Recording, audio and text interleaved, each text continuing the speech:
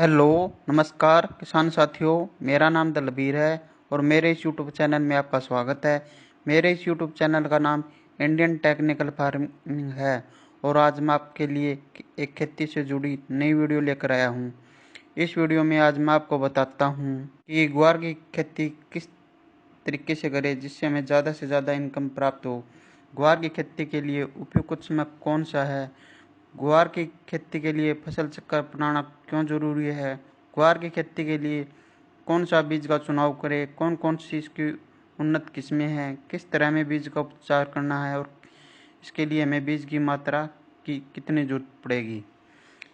इसकी खेती सिंचित तथा असिंचित क्षेत्रों में की जाती है। ग्वार की खेती के लिए जल प्रबंधन का होना बहुत जरूरी है और इसमें कीट प्रबंधन व रोग प्रबंधन भी बहुत ज़रूरी है। इसके बाद हम इसकी कटाई व कटाई करते हैं। अब हम बात करते हैं कि इसकी बिजाई के समय कौन कौन सी सावधानी रखें जिसके कि बीज का अंकुरण 100% तक हो, जिससे कि हमें कम खर्च व कम समय में ज़्यादा से ज़्यादा फसल की पैदावार प्राप्त हो, जिससे कि हमें एक अच्छी इनकम प्राप्त हो। कर इस वीडियो को अंत तक जरूर देखें ताकि आपको खेती से जुड़ी सभी जानकारी प्राप्त हो। अगर आप चैनल पर नए हो तो इस वीडियो को लाइक, शेयर और चैनल को सब्सक्राइब जरूर करें ताकि अन्य किसानों को जानकारी प्राप्त हो अगर आप और आने वाली वीडियो की नोटिफिकेशन आपको मिलती रहे। चलो चलिए वीडियो को स्टार्ट करते हैं। शुष्क व अर्धशुष्क इलाकों में होती है। यह गर्म मौसम की फसल है जिसे बाजरे के साथ मिलाकर बोया जा सकता है। इसे हरी सब्जी के रूप में भी इस्तेमाल किया जाता है। कुछ जगहों पर इसे हरे चारे के रूप में भी प्रयोग करते हैं। इसका अच्छा दाम भी मिलता है। इससे किसान सालाना लाखों रुपए की कमाई कर सकते हैं। इसकी खेती मुख्य तौर पर राजस्थान, हरियाणा, उत्तर प्रदेश, एमपी व महाराष्ट्र के कुछ हिस्सों में की जाती है। महाराष्ट्र में लगभग 9 हेक्टेयर क्षेत्र में इसकी खेती की जा रही है। कृषि विभाग के अधिकारियों ने बताया कि पशुओं को ग्वार खिलाने से उनमें ताकत आती है, दुधारू पशुओं की दूध देने की क्षमता में वृद्धि होती है। ग्वार से गोंद का निर्माण भी किया जाता है। ग्वार गम का उपयोग अनेक उत्पादों में होता है। ग्वार फली से स्वादिष्ट सब्जी बनाई जाती है। इसका इस्तेमाल दाल तथा सूप बनाने में भी किया जाता है। ग्रामीण क्षेत्रों में यह एक काफ़ी लोकप्रिय फसल है। हेलो, नमस्कार, मेरे इस यूट्यूब चैनल में स्वागत है। मेरे इस यूट्यूब चैनल का नाम इंडियन टेक्निकल फार्मिंग है।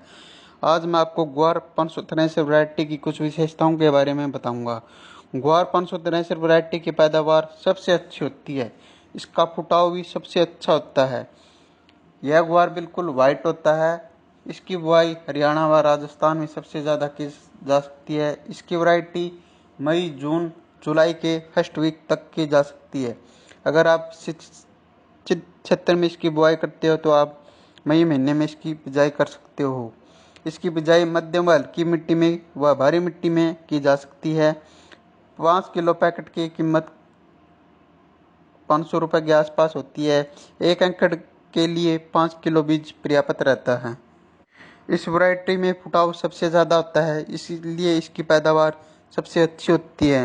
इस वैरायटी में किसी भी प्रकार की कोई बीमारी नहीं आती है। अगर ये आपको वीडियो पसंद आई तो इस वीडियो को लाइक, शेयर, कमेंट और इंडियन टेक्निकल फार्मिंग को सब्सक्राइब करें।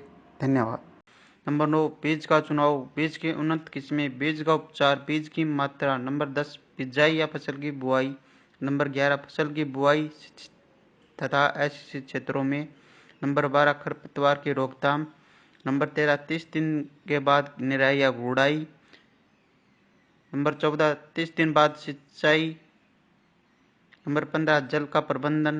नंबर 16, कीट व रोग का प्रबंधन।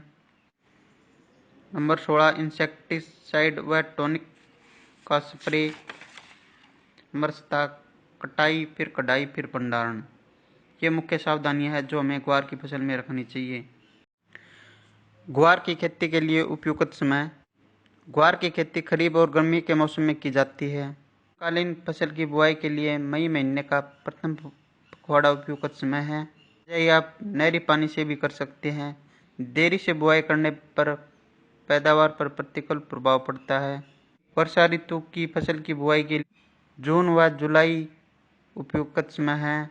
वर्षा आधारित क्षेत्रों में जुलाई माह में वर्षा आगमन के समय ही ग्वार की बुआई कर देनी चाहिए।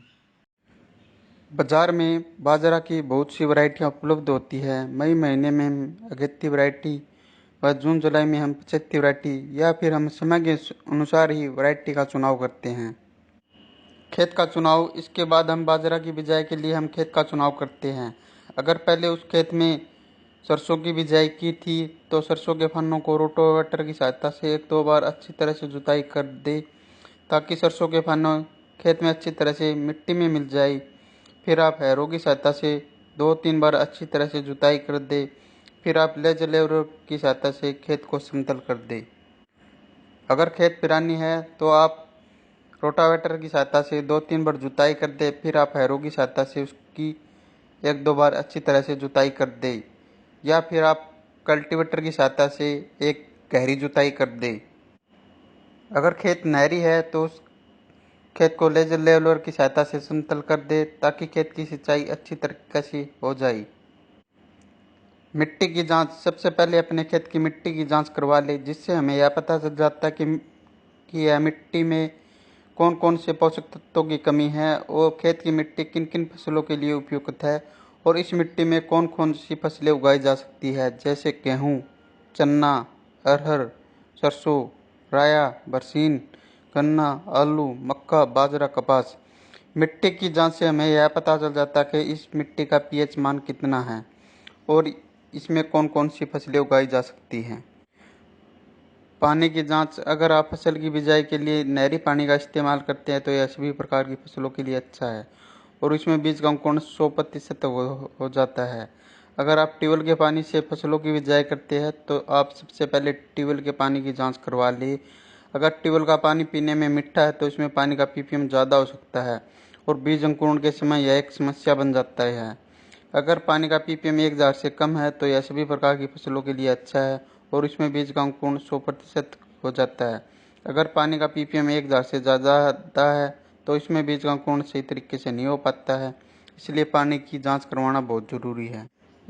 ग्वार की फसल में हमें ट्यूबवेल के पानी का इस्तेमाल नहीं करना चाहिए क्योंकि इससे ग्वार की फसल अच्छी नहीं होती है। अगर सिंचाई के लिए जरूरत पड़े तो हमें नहरी पानी का ही इस्तेमाल करना चाहिए।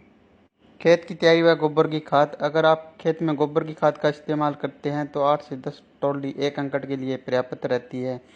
गोबर की खाद जमीन में अच्छी तरह बिखेर कर जमीन को समतल कर देना चाहिए। ग्वार की खेती के लिए भूमि, ग्वार की खेती के लिए उचित जल निकास वाली दोमट व बलुई दोमट मिट्टी सर्वोत्तम रहती है। यह फसल सिंचित व असिंचित दोनों क्षेत्रों में सफलतापूर्वक उगाई जा सकती है। हल्की क्षारीय व लवणीय भूमि जिसका पीएच मान 7.5 से 8.5 तक हो, वहीं पर ग्वार की खेती आसानी से की जा सकती है। ग्वार के लिए एक जुताई मिट्टी पलटने वाले हल या डिस्क हैरो से क्रॉस जुताई कर पट्टा लगा देना चाहिए। इसके उपरांत एक कल्टीवेटर से जुताई पर्याप्त रहता है जिसमें मृदा नमी संरक्षित रहे। जुलाई जून के द्वितीय पखवाड़े में ही करनी चाहिए। इस प्रकार तैयार खेत में खरपतवार कम पनपते हैं। ग्वार फसल के लिए जलवायु, ग्वार एक सूखा सहन करने वाली व गर्म जलवायु की फसल है। यह उन क्षेत्रों में आसानी से उगाया जा सकती है जहाँ पर औसत वार्षिक वर्षा 30 से 40 सेंटीमीटर तक होती हो।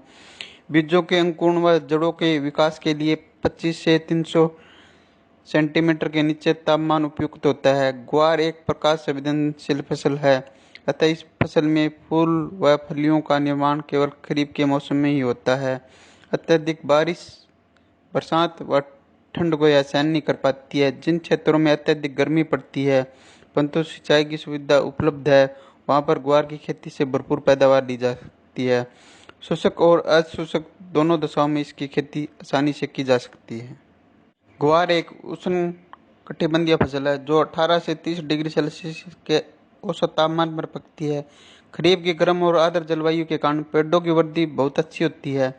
सर्दी के मौसम में इन फसलों की खेती लाभदायक नहीं होती है। यह फसल सभी प्रकार की मिट्टी में उगाई जा सकती है। अच्छे जल निकास वाली मध्यम से भारी मिट्टी में फसल अच्छी तरह से बढ़ती है। यदि मिट्टी की सतह फसल पद्धति या फसल चक्र को क्रॉप रोटेशन के नाम से भी जाना जाता है। किसी निश्चित भूमि में निश्चित समय वाली फसलों को लगातार अदल बदल कर बोना ही फसल चक्र कहलाता है। फसल चक्र का मुख्य उद्देश्य किसी भी तरह के पौधे के लिए भूमि में मौजूद पोषक तत्वों के सदुपयोग से भूमि की भौतिक और जैविक स्थिति धरती में संतुलन बनाए रखना होता है। लगातार फसल चक्र अपनाने से किसान भाई को फसल में आने वाली कई तरह की परेशानियों से छुटकारा मिलता है। फसल चक्र का इस्तेमाल कर किसान भाई अपनी भूमि से लगातार अच्छी फसल ले सकते हैं और इसके अपनाने से खेत की उर्वरकता भी बनी रहती है। जबकि एक ही फसल को लगातार उगाने से किसान भाइयों को फसल की कम उपज मिलती है और एक ही फसल को खेत में लगातार लगाने से मिट्टी में बीज जनित और मृदा जनित रोग भी बढ़ जाते हैं, जिसके कारण भूमि में विषैले गुण आ जाते हैं। भूमि के अंदर विषैले गुण उत्पन्न हो जाने पर भूमि में पाई जाने वाली छोटे उपयोगी मित्र कीट नष्ट हो जाते हैं और भूमि धीरे धीरे बंजर रूप धारण करने लगती है।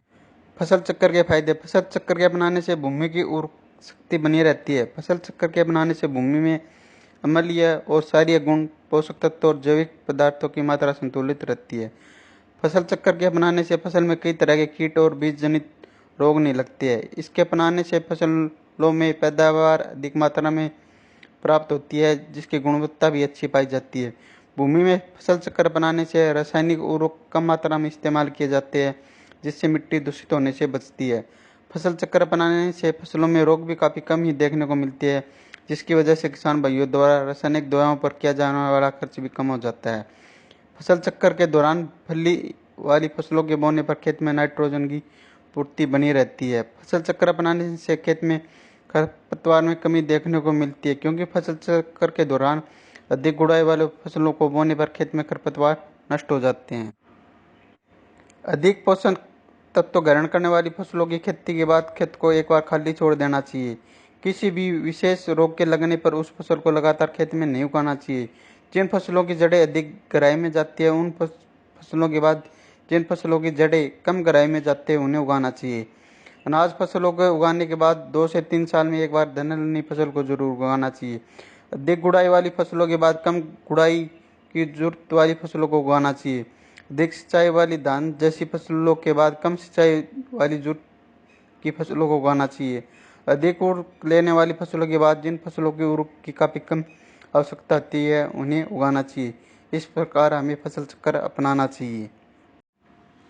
बीज का चुनाव। हमें एक ऐसी वैरायटी का चुनाव करना होता है जो वैरायटी अच्छा उत्पादन देती हो, जिसका उत्पादन ज़्यादा से ज़्यादा होता हो और जिसकी मार्केट में बहुत ज़्यादा मांग हो और उसका भाव भी अच्छा हो, क्योंकि एक बढ़िया क्वालिटी का बीज ही हमें एक अच्छा उत्पादन और मुनाफा दे सकता है। बीज की उन्नत किस्में। ग्वार की उन्नत किस्में। बाजार में ग्वार की कई उन्नत किस्में देखने को मिल जाती है, जिन्हें चारे, दाने और हरी फलियों के आधार पर 3 भागों में बांटा गया है। उन्नत किस्में इस प्रकार है। दानों के लिए उन्नत किस्में अज्जी 365, अज्जी 563, 220।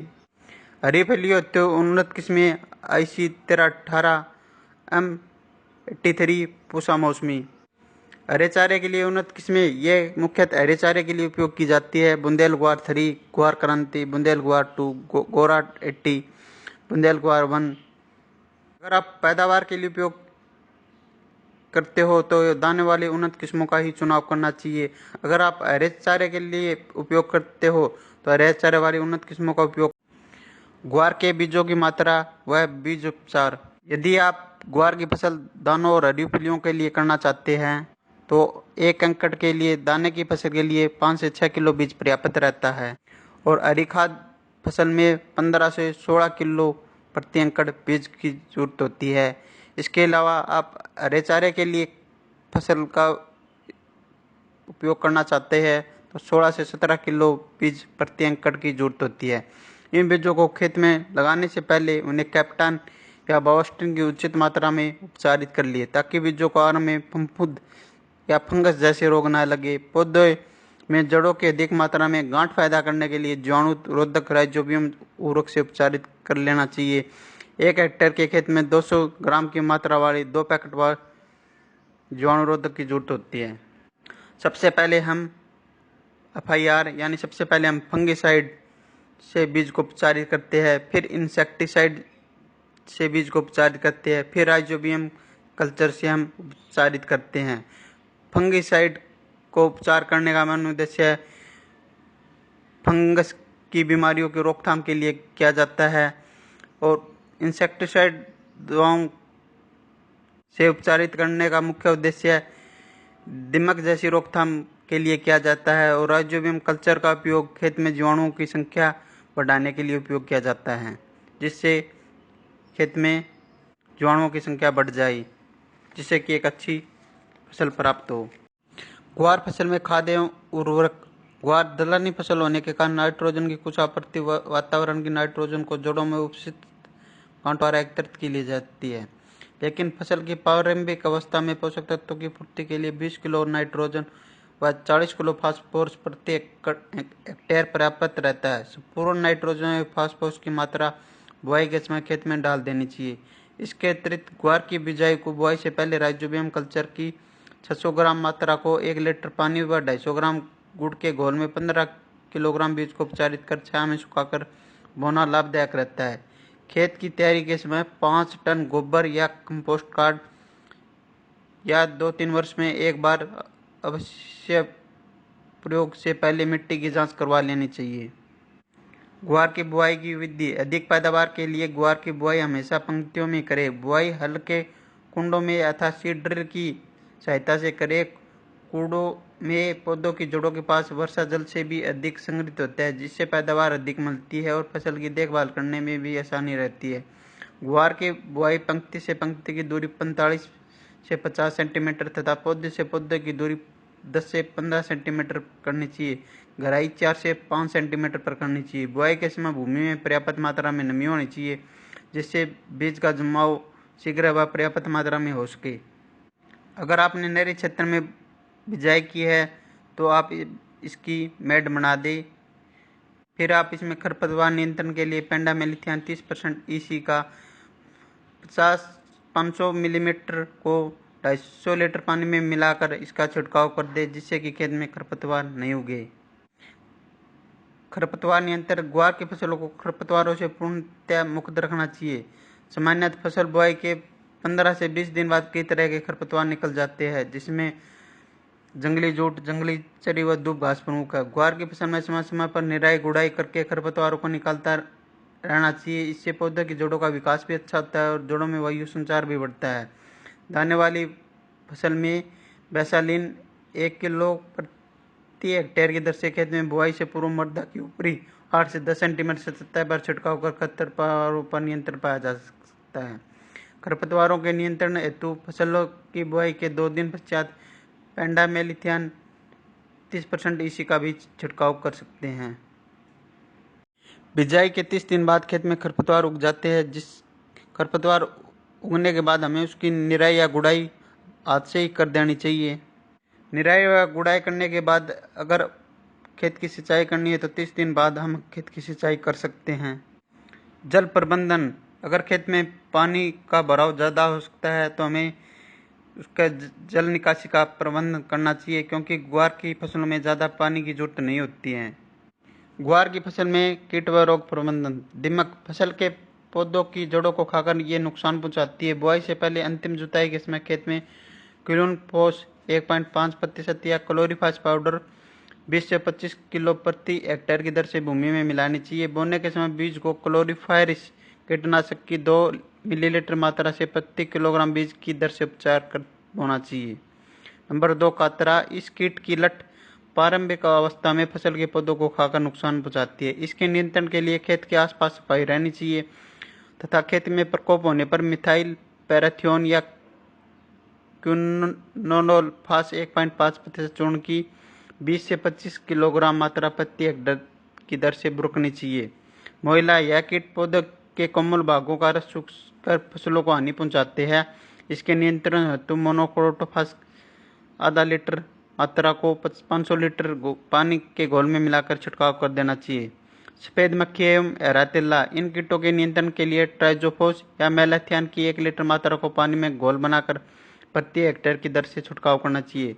Bacterial blight. यह ग्वार की बहुत हानिकारक बीमारी है। इस बीमारी के ऊपर गोल आकार के धब्बे बनते हैं। इस बीमारी के नियंत्रण हेतु रोगरोधी किस्मों का उगाना चाहिए। बीज को 2 ग्राम स्ट्रेप्टोसाइक्लिन से प्रति किलो बीज की दर से उपचारित कर बोना चाहिए। छाछिया। इस रोग के कारण पौधे के ऊपर सफेद रंग के पाउडर का आवरण बन जाता है। इस रोग के नियंत्रण हेतु 25 किलोग्राम बुआई के 30 से 40 दिनों बाद खेत में फुटाव, बुढ़वार और फूलों की संख्या में जबरदस्त वृद्धि करने के लिए हमें प्लानोफिक्स व कल्टार जैसे टॉनिक का इस्तेमाल करना चाहिए। इसका उपयोग करने से फूलों की संख्या में जबरदस्त वृद्धि होती है, फलियों की संख्या ज़्यादा से ज़्यादा बनती है, फूल झड़ते नहीं है। 15 से 20 दिनों के अंतराल में हमें 2 से 3 स्प्रे करने चाहिए। चिप्पा व हरा तिल्ला की रोकथाम के लिए हम मोनोक्रोटोफास या इमिडाक्लोप्रिड या टाटा का असाटाप जैसी दवाइयों का छिड़काव करना चाहिए।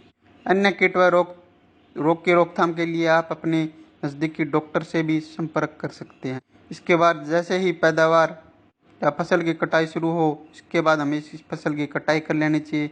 इसके बाद हम इसकी धूप में सुखा लेना चाहिए। इसके बाद हमें इसकी कढ़ाई कर लेनी चाहिए। कढ़ाई करने के बाद हमें इस फसल का भंडारण कर देना चाहिए। अगर आपको ये मेरी वीडियो पसंद आए तो इस वीडियो को ज़्यादा से ज़्यादा लाइक, शेयर व इंडियन टेक्निकल फार्मिंग को सब्सक्राइब करें। धन्यवाद।